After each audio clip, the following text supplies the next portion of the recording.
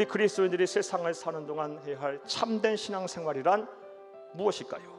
첫째로 하나님의 말씀을 아는 것에 그치지 않고 행하는 것입니다. 아무리 하나님의 말씀을 많이 알아도 행하지 않으면 소용이 없다라는 말씀이에요. 우리의 신앙이 변화되어야 합니다. 달라져야 합니다.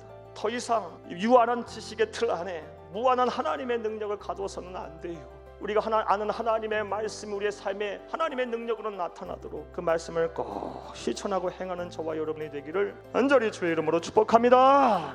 또 두 번째로 예수님의 말씀을 통해서 배울 수 있는 참된 신앙생활이란 무엇일까요? 자기 영광이 아닌 하나님의 영광을 위해 사는 것입니다. 자기의 영광이 아닌 하나님의 영광을 삶의 우선순위에 두고 사는 것, 그 영광을 삶의 목표로 삼고 사는 것, 이것이 바로 참된 신앙생활입니다. 먹든지 마시든지 무엇을 하든지 하나님의 영광을 위해 살라. 처음 듣는 말씀 아니지 않습니까? 그럼에도 불구하고 왜 우리가 이렇게 살지 못할까요? 여러 이유가 있을 수 있겠지만 가장 근본적인 이유는 두려움 때문이에요. 그렇게 살면 손해볼 것 같거든요. 그렇게 살면 내 마음대로, 내 뜻대로, 내 생각대로, 내 계획대로 못 살 것 같은 두려움이 있거든요. 그렇게 살면 소위 망할 것 같거든요. 그래서 하나님의 영광을 위해 산다라고 말하지만 실상은 그렇게 살지 못하는, 마치 유대인들처럼 위선적인 삶을 사는 것이 우리의 솔직한 신앙의 모습이 아니겠습니까? 성경은 창세기부터 요한계시록에 이르기까지 일관성 있게 하나님의 영광을 위해 사는 자는 그 삶을 책임지시겠다는 약속의 말씀으로 가득 차 있습니다. 하나님의 영광을 위해 살면 무엇을 먹을까, 무엇을 마실까, 무엇을 입을까 염려 없게 하신다는 약속의 말씀입니다.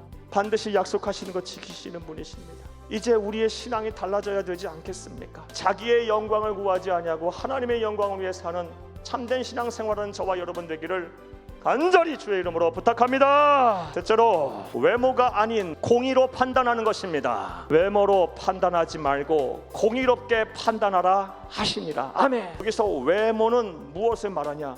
율법의 형식을 말합니다. 그리고 공의는요, 율법의 정신을 말해요. 그러니까 율법의 형식도 중요하지만 그것보다 더 중요한 것은 하나님의 말씀인 율법 안에 내포되어 있는 정신이다. 그 율법의 정신이 무엇이냐? 바로 영혼을 사랑하는 마음, 생명을 귀하게 여기는 마음, 한마디로 사랑입니다. 즉 예수님처럼 영혼을 사랑하고 생명을 귀하게 여기는 삶을 사는 것, 이것이 바로 참된 신앙생활입니다. 이제 우리의 신앙이 달라져야 합니다. 우리의 삶도 달라져야 합니다. 우리의 성품도 달라져야 합니다.